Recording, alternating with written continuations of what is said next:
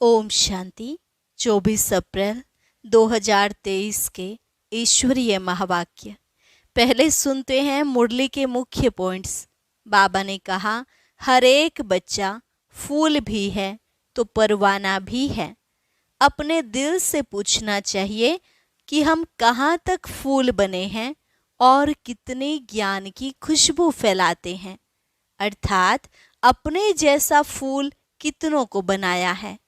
अच्छे फूल व परवाने सदैव खुशी में रहेंगे, वह औरों को भी आप समान बनाएंगे। पूरे परवाने वह जो जीते जी मरते हैं, ईश्वर पर बलि चढ़ते हैं। कुछ परवाने तो फेरी पहनकर चले जाते हैं। अगर कोई श्रीमत पर ना चले तो माया उन्हें पछाड़ती रहेगी और लास्ट में बहुत त्राही त्राही करना पड़ेगा। मंजिल बहुत भारी है, जितना श्रीमत पर चलेंगे उतना श्रेष्ठ बनेंगे। बाप तो सबको सुखी बनाने आए हैं, लेकिन बच्चे अपनी उल्टी चलन से दुख पाते हैं। फिर बाबा ने कहा, जो बच्चे पावन निर्विकारी बनते हैं वही मेरे फॉलोवर हैं, नहीं तो फॉलोवर नहीं ठहरे, फिर वह उच्च गति को पा नहीं सकते।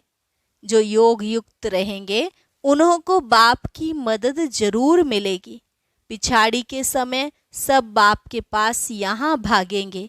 जैसे शुरू में बाबा ने तुम बच्चों को बहलाया है, ऐसे पिछाड़ी वालों का भी हक है। और लास्ट में बाबा ने कहा, रोज अमृत वेले उठ विचार सागर मंथन करना है, फिर दिन में भी सर्विस करनी है, क्योंकि तुम कर्म योगी हो। जो बच्चे सर्विस करते हैं वह अंदर में सदा प्रफुल्लित रहते हैं। रात को जाग कर भी तुम्हें कमाई करनी चाहिए। और अब सुनते हैं महावाक्यों को विस्तार से। मुरली का सार। मीठे बच्चे, अपने दिल से पूछो, हम ज्ञान की खुशबू फैलाने वाले खुशबूदार फूल बने हैं? सदा अच्छी खुशबू फैलाते रहो। प्रश्न, किन बच्चों की अवस्था बहुत मस्त रहती है? गैलप करने का आधार क्या है? उत्तर, जो अच्छे अच्छे फूल हैं, जिनकी बुद्धि में ज्ञान का मंथन चलता रहता है, उनकी अवस्था बहुत मस्त रहती है। ज्ञान और योग की शिक्षा दे खुशबू फैलाने वाले बच्चे बहुत प्रफुल्लित रहते हैं। गैलप करने का आधार है सच्चे परवाने बनना, माया के तूफानों से सदा बचकर रहना, श्रीमत पर चलते रहना है। गीत, महफिल में जल उठी क्षमा परवाने के लिए। ओम शांति। चैतन्य परवानों ने गीत सुना। परवाने कहो व फूल कहो, बात एक ही है। बच्चे समझते हैं हम सचमुच परवाने बने हैं, या फेरी लगाकर चले जाते हैं, क्षमा को भूल जाते हैं। हर एक को अपने दिल से पूछना है कि हम कहाँ तक फूल बने हैं और ज्ञान की खुशबू फैलाते हैं। अपने जैसा फूल किसको बनाया है? यह तो बच्चे जानते हैं। ज्ञान का सागर वह बाप है, उनकी कितनी खुशबू है। जो अच्छे फूल व परवाने हैं, उनकी जरूर अच्छी खुशबू आएगी। वे सदैव खुश रहेंगे। औरों को भी आप समान फूल व परवाने बनाएंगे। फूल नहीं तो कली बनाएंगे। पूरे परवाने वह हैं जो जीते जी मरते हैं, बलि चढ़ते हैं अथवा ईश्वरीय औलाद बनते हैं। कोई साहूकार किसी गरीब के बच्चे को गोद में लेते हैं तो बच्चे को उस साहूकार की गोद में आने से फिर वह माँ बाप ही याद आते रहते हैं। फिर गरीब की याद भूल जाएगी। जानते हैं कि हमारे गरीब माँ बाप भी हैं, परंतु याद साहूकार माँ बाप को करेंगे जिससे धन मिलता है। सन्यासी साधुवादी हैं, वह भी साधना करते हैं मुक्ति धाम में जाएं। सभी मुक्ति के लिए ही पुरुषार्थ करते हैं, परंतु मुक्ति का अर्थ नहीं समझते। कोई कहते ज्योति ज्योत समाएंगे, कोई समझ से पार निर्वाण जाते हैं। निर्वाण धाम में जाने को ज्योति में समाना और मिल जाना नहीं कहा जाता है। ये भी समझते हैं हम दूर देश के रहने वाले हैं, इस गंदी दुनिया में रहकर क्या करेंगे। बच्चों को समझाया है, जब कोई से मिलते हो तो यह समझाना है कि यह बना बनाया ड्रामा है। सतयुग, त्रेता, द्वापर, कलयुग, यह है संगम युग। सतयुग के बाद त्रेता का भी संगम होता है, वहाँ युग बदलता है, परंतु यहाँ कल्प बदलता है। बाप कोई युगे युगे नहीं आते हैं जैसे मनुष्य समझते हैं। बाप कहते हैं जब सब तमो प्रधान बन जाते हैं, कलयुग का अंत होता है, ऐसे कल्प के संगम पर मैं आता हूँ। युग पूरा होता है तो 2 कला कम होती हैं। यह तो जब पूरा ग्रहण लग जाता है तब मैं आता हूँ, मैं युगे युगे नहीं आता हूँ। यह बाप बैठ परवानों को समझाते हैं। परवानों में भी नंबरवार हैं, कोई तो जल मरते हैं, कोई फेरी पहन चले जाते हैं, श्रीमत पर चल नहीं सकते।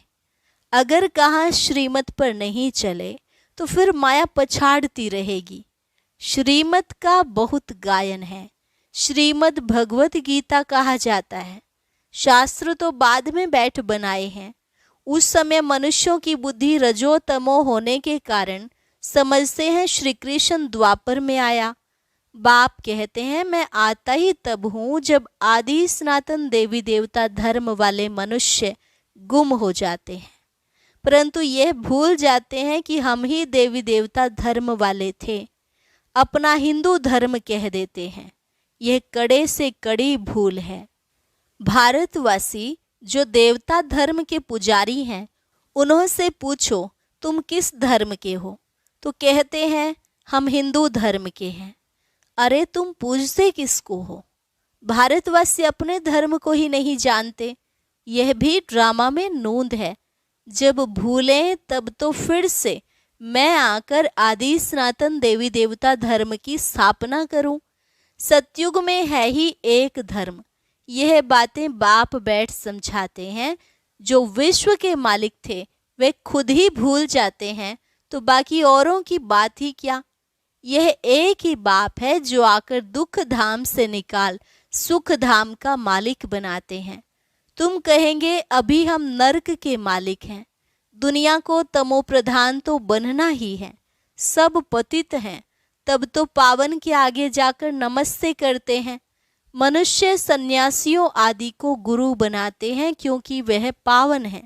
समझते हैं गुरु द्वारा पावन नहीं बनेंगे तो सदगति कैसे होगी, परंतु फॉलो तो करते नहीं।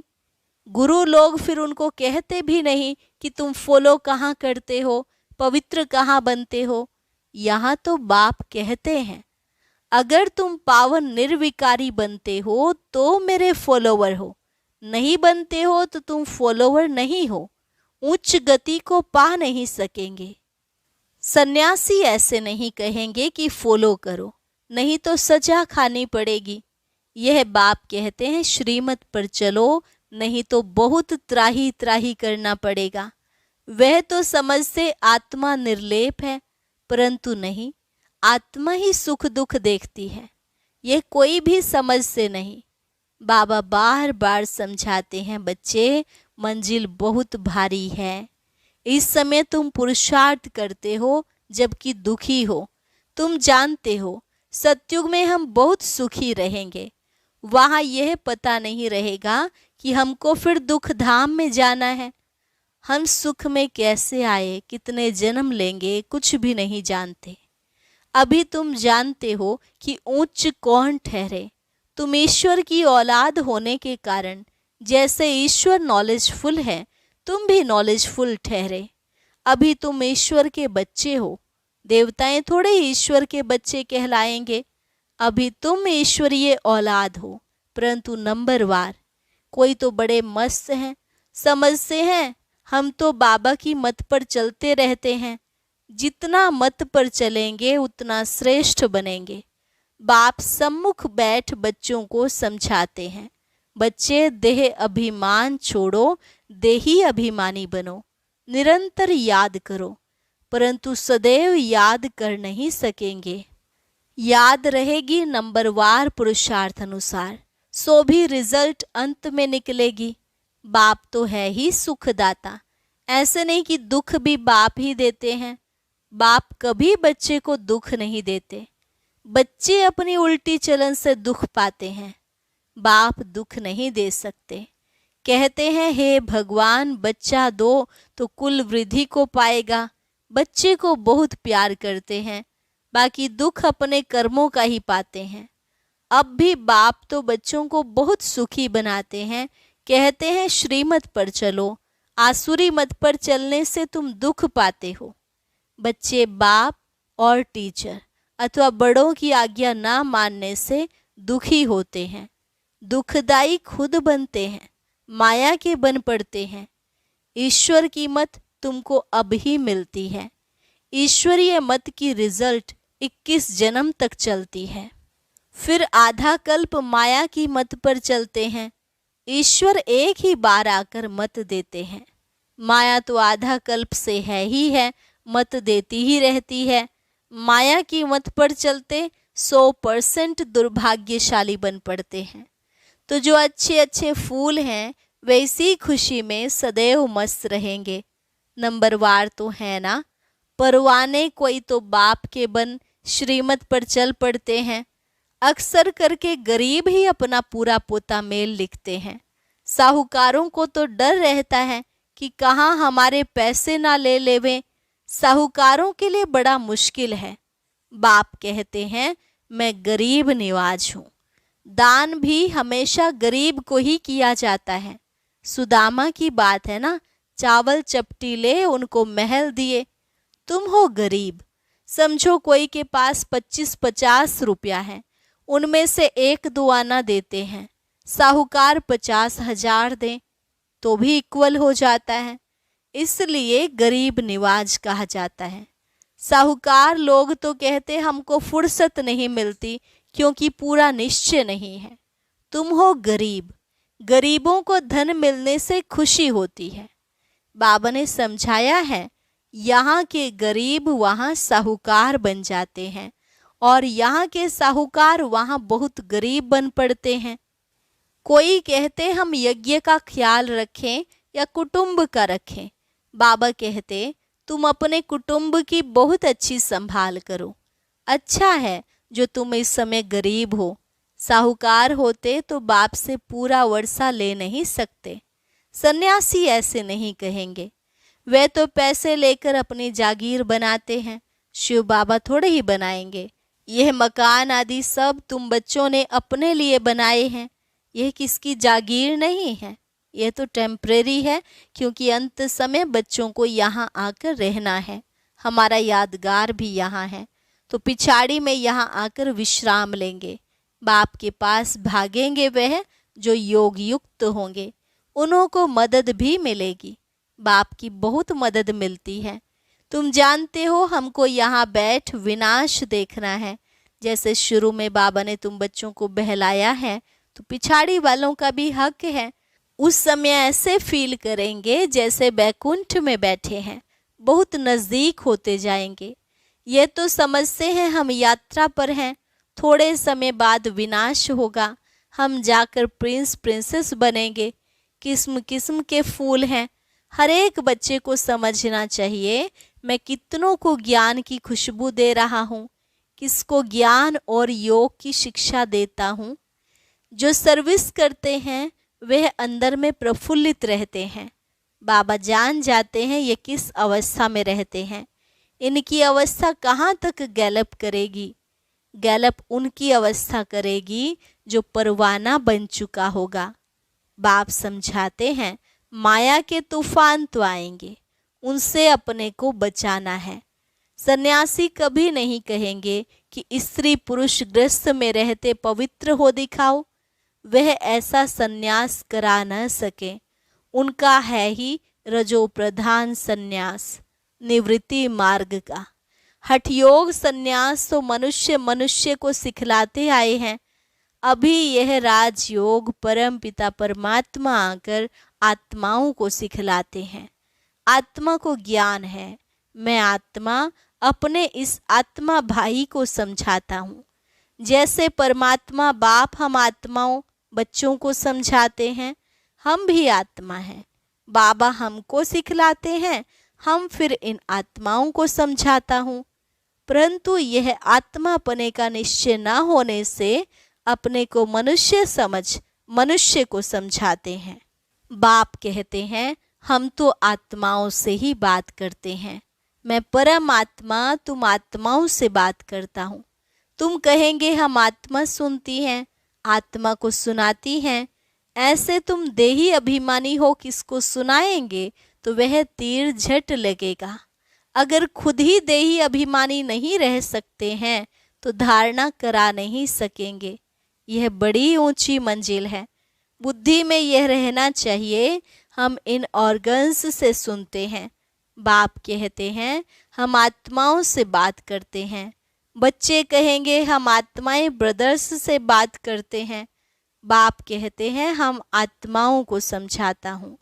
बाबा का फरमान है, बच्चे अशरीरी अर्थात देही अभिमानी बनो। देह अभिमान छोड़ो, मुझे याद करो। ये बुद्धि में आना चाहिए, हम आत्मा से बात करता हूँ, ना कि शरीर से।